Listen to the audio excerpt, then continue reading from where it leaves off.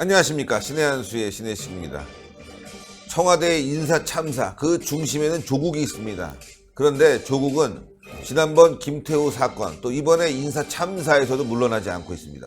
도대체 무슨 이유가 있을까요? 왜 이렇게 조국을 사랑하는 걸까요? 문재인 대통령과 청와대는 이유를 좀 알아보겠습니다. 이와 관련해서 전옥현 전 국정원 제1차장님 모셨습니다. 안녕하십니까. 왜 이렇게 사랑할까요? 그러니까 여러 가지로 이제 사랑하는 것 같아요. 예.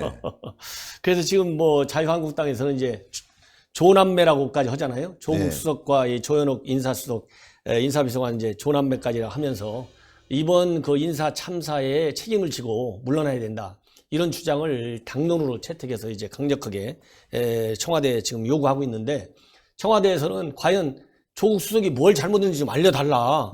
이렇게까지 청와대가 이제 딱 조국 수석을 감싸고 나왔어요. 그러니까 이제 왜 그랬냐면은 이런 거를 보면 이번에 이제 조동호 과기부 장관 내정자하고 그 다음에 또 한 명 있지 않습니까? 최정호 네. 국토부 장관, 이 두 사람들을 이제 사실상 이제 전부 이제 사퇴시키면서 조동호 장관 같은 경우 왜 검증을 제대로 못했냐? 그러니까 본인이 관련 사실을 말하지 않아서 몰랐다 이렇게 돼 있거든요.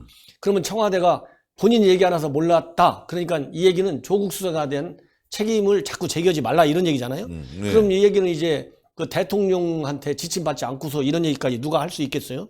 그렇기 때문에 이걸 보면 대통령이 직접 조국 수석을 경질할 의사가 전혀 없다. 이렇게 이제 판단할 수밖에 없는데, 제가 보기에는 이제 어쨌든 간에 조국 수석도 공무원이지만은 정치적인 그런 인연으로 임명이 된 중책이잖아요. 네. 그러다 본다면 일단 정치적인 인연을 크게 강조하고 있다. 정치적인 인연을 뗄래야 뗄 수 없다 이렇게 돼 있는데, 맨 먼저 정치적인 인연이 된 거, 즉 대통령이 조국 수석을 굉장히 귀중하게 알 수밖에 네. 없는 게 2010년도에 말이죠. 책을 하나 썼답니다. 진보 집권 플랜이라는 책을 써가지고 당시 이제 문재인 대통령한테 줬는데, 그 책이 대통령한테 엄청난 많은 좋은 그런 책이었나 봐요. 네. 그래갖고 직접 뭐 검토까지 하고 오탈자까지 봐주고 통계도 고쳐줄 정도로 굉장히 사랑을 보였답니다. 네. 이제 그런 게 하나 있었고, 그 다음에 2015년도에 문재인 대통령이 그 당 대표 시절에 재보선을 패배해가지고 정말 자칫 잘못하면 정치적인 책임을 엄청 크게 질 수 있었는데, 그때 조 수석이 또 당 혁신의 간판 스타로 또 일약 큰 역할을 했답니다. 네. 그게 이제 제일 큰 정치적 인연이고, 두 번째는 지금 이제 문재인 대통령이 PK 쪽 부산에서 네. 변호사로 활동했잖아요. 네. 근데 조국 수석이 고향이 이제 부산이잖아요. 그러니까 문재인 대통령의 뒤를 이을 수 있는 정치적인 PK 쪽의 후계자다. 이제 이런 차원에서 인물을 키워가겠다 이거죠. 네. 그래서 이제 PK 쪽에서 총선이면 총선, 대선이면 대선, 이런 선거 국면에서 정치적인 기묘한 국면에서 조국 수석을 반드시 활용하겠다. 이런 게 있고, 마지막 하나만 더 붙인다면 현재 이제 대통령이 굉장히 중요하게 추진하고 있는 것이 사법개혁이잖아요. 네. 공수처 설치, 그 다음에 검경의 수사권 조정, 이 사법개혁인데, 이거를 갖다가 이 조 수석이 굉장히 지금 강력한 의지를 가지고 하고 있다. 이런 것 때문에 처음 청와대에서는 대통령의 조국 사랑, 이거는 우리가 흔히 보기 어려운 아주 각별한 사랑이다. 이러니까 절대 자르지 않는다.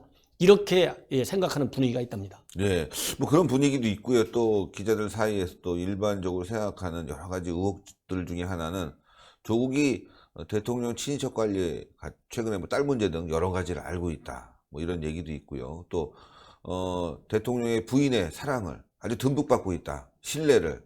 그러니까 뭐 아시겠지만 뭐 해외에 나가서 김정숙 여사가 막 가서 말이죠. 여보 어디 있어? 자꾸 말이죠. 자기가 다니고 싶은데 막 다니고 그런 모습 봤을 때 청와대 진짜 실세는 김정숙 아니냐 이런 얘기가 있고, 김정숙 관련해서 최근에 딸 문제 터지니까 조국한테 가서 말이죠. 굉장히 막 빨리 조사해라. 어떤 대책 내놔라. 그러니까 지금 저렇게 대통령이 돌아오자마자 곽상도 민정수석을 죽이려고 말이죠. 예.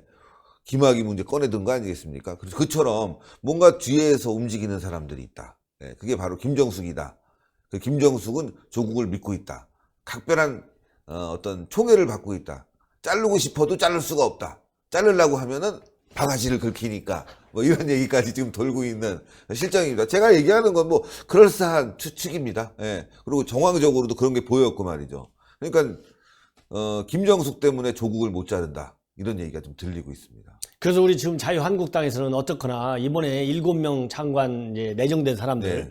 전부 다 이 부실 검증이다. 그 전부 다 하나도 장관 시킬 만한 사람, 정말 그 아주 흔쾌하게 장관직을 수행하도록 허용해 줄 만한 사람이 한 명도 없다는 것이 한국당 자유장론이고요. 네. 이런 그 부실 책임에 누가 제1선의 책임자냐? 이건 조국 수석과 조현옥 인사비서관이다. 네. 이렇게 딱 당론이 정해져 있어요. 그리고 조국 수석 같은 경우 그동안에 언론에 보면 11명의 장차관이 그동안에 낙마했나 봐요. 네. 그러니까 이런 그 부실 책임을 어떻게 아무도 책임지지 않느냐.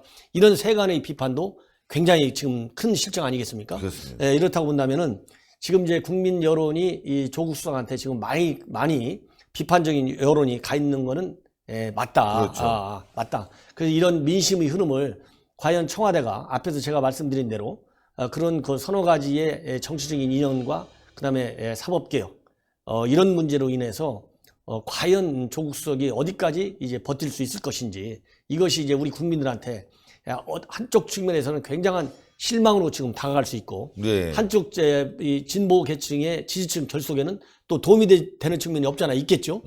그러나 가장 중요한 것은 뭐 내년 총선에 예를 들어서 아까 말씀드린 대로 PK에서 조국 수석을 발탁해 가지고 문재인 대통령의 어떤 그 이후에 PK 지역을 민주당 교두부로 활용하겠다 이런 정치 계산이 맞아진다면 더 이상 흠집이 나지 않게 지금 청와대에서 못 잘리는 이유 중에 하나가 만약에 이런 인사 부실에 책임을 지어서 나가는 모양새가 되면 PK 지역에서 아주 대표적인 신진 정치인으로 키우고 싶어 하는데 이럴 때 흠이 날 거 네. 아니겠습니까? 네. 이러다 보니까 더 못 잘리는 것 같은데 그러면 제가 보기에는 더 기승하기 전에 차라리 PK 지역 가서 총선 관리를 해가지고 네. PK 지역에 민주당 바람을 일으키면 거기서 이번에 손해본 마이너스를 플러스로 보상할 수 있는 정치적인 분위기를 찾을 수 있는 거 아니냐. 저는 그런 생각도 해볼 수 있을 것 같습니다. 예.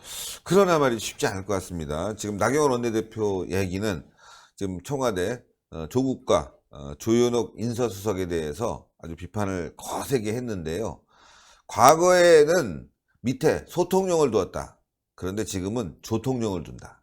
조통령. 조국, 조현옥. 근데 조현옥은요, 고등학교 같은 그 동문 아닙니까? 김정숙 여사하고의 숙명여고. 숙명여고 동문이고 해서 참 여러 가지로 인연이 있다고 싶고, 그리고 조국은 또 총애한다는 소문이 들리고 있으니까, 그래서 밑에 조통령 2명을 두고 있다.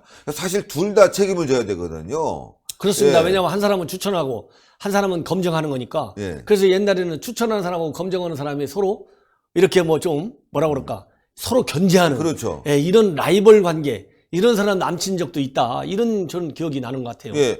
사실은 뭐 조국 쪽은 이거 인사검증을 못해서 조현옥이 잘못한 거다 이렇게 얘기하고 또 조현옥 쪽은 민정에서 자료를 제대로 안 줘서 우리가 잘 못한 거다 이런 서로 공을 넘기고 있거든요. 그런데도 자르지 않고 있어요. 이렇게 갈등을 빚는데도 이 조통령 둘을 하나는 고등학교 동문 하나는 잘생겨서 영분이 진짜 좋아하는 것 같아요. 뭐 그럴 수 있죠. 청와대 참모니까 뭐 싫어할 수는 없지 않겠습니까? 어쨌건 말이죠.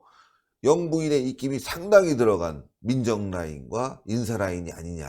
그래서 지금 많은 사람들이 의혹을 갖고 있습니다. 예, 제가 보기에는 이런 것도 다 이제 대통령의 정치적 결단이고 뭐 네. 인사권은 전적으로 대통령이 가지고 있는 건 뭐 다 아는 거 아니겠어요? 그렇지만은 이제 큰 민심의 흐름을 거역하면 그야말로 현 정부가 그러지 않아도 지지율이 빠지고 네. 이 어려움에 처해 있는데 이 어려움에 처해 있는 것은 정부 여당이 잘못하면 국민이 더 어려워집니다. 그렇습니다. 그렇기 때문에 국민을 생각하는 정말 나라다운 나라를 만들겠다는 게 이 정부의 맞습니다. 슬로건 아닙니까? 그것 때문에 촛불 그런 저기를 통해서 탄생한 정권인데 그야말로 민심의 흐름을 잘 받드는 그러한 정치를 하는 것이 가장 정치의 기본이 아니겠느냐. 이 대목에서는. 네. 그래서 이 민심의 흐름을 정책과 인사에 반드시 반영을 해야 된다. 예를 들어서 지금 여러 가지 국가가 어려운데 이번과 같이 장관들 능력이 함량 미달인 사람들을 집중적으로 갖다 놓으면 특히 박영선, 김현철 이런 사람들은 도대체 특히 김현철 지금 우리 한국당에서도 박영선, 김현철은 절대 안 된다. 네. 박영선에 대해서는 한 10개 검찰에 고발했잖아요. 이런 사람을 데려다 놓고 어떻게 지금 더군다나 중소기업이 지금 얼마나 어렵습니까? 그러니까요. 제일 어려운 게 중소기업 자영업자들이잖아요. 맞습니다. 근데 중소기업 벤처 이거 책임자를 갖다 놨는데 그 중소사업하는 사람들이 장관으로서 그 리더십을 그 누가 믿겠습니까? 그러니까요. 그리고 김현철 장관은 전부 막말, 무슨 껌 씹는 소리 이런 얘기나 하고 있고, 예? 그리고 저 대북 정책이라고 하는 것이 중요한 골목골목에서 전부 이 북한 입장과 맥을 완전히 똑같이 하는 그런 발언을 하는 사람을 갖다 앉히면 우리 국민 보수 측에서도 이해를 못하지만 네. 통일부 장관은 지금 단순한 남북 간의 민족 내부의 문제만 다루는 그런 장관이 아닙니다. 지금은 북한 핵 문제가 있고 북한의 인권 문제가 있고 북한의 생화학 무기가 있고 이러기 때문에 지금 남북 문제는요 국제 문제화되어 있어요. 네, 그렇습니다. 이것이 DJ 때하고 노무현 정부 때하고 또 다른 측면입니다. 예, 예. 그렇기 때문에 국제 문제적인 성격을 더 가지고 있기 때문에 국제사회가 지금 눈을 부릅뜨고 쳐다보고 있어요. 그렇습니다. 미국에서 눈을 부릅뜨고 쳐다보고 있어요. 그럼 이런 사람이 통일부 장관 앉았다. 미국에서 어떻게 보겠어요? 그러니까요. 우리 대북 정책을. 지금 한미 공조가 굉장히 중요하잖아요. 네, 맞습니다. 여러 가지 측면에서 이런 장관 내정자, 그다음에 이 책임, 정말 민심과 국제 분위기를 잘 봐야 되겠다. 이런 걸 강조하고 싶습니다. 예, 아유, 대단히 감사합니다. 전옥현의 안보정론TV 여러분들 많은 시청, 구독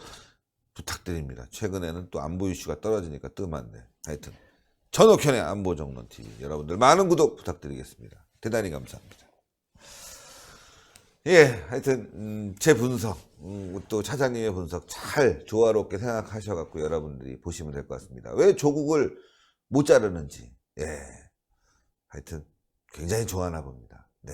영부인께서. 네. 좋아할 수 있는 거죠. 남녀 간에 이런 것이 아니라 정말 좋아하나 봅니다. 네. 그러니까 못 자르는 거 아닌가. 딸 문제 제대로 해! 곽상도 죽여! 뭐 이러는 거 아닌지 의혹이 듭니다, 여러분들. 자, 동그랗게 올라가는 구독 버튼 꼭 눌러주시고 추천 버튼, 댓글로 많은 응원 부탁드리겠습니다. 대단히 감사합니다. 감사합니다.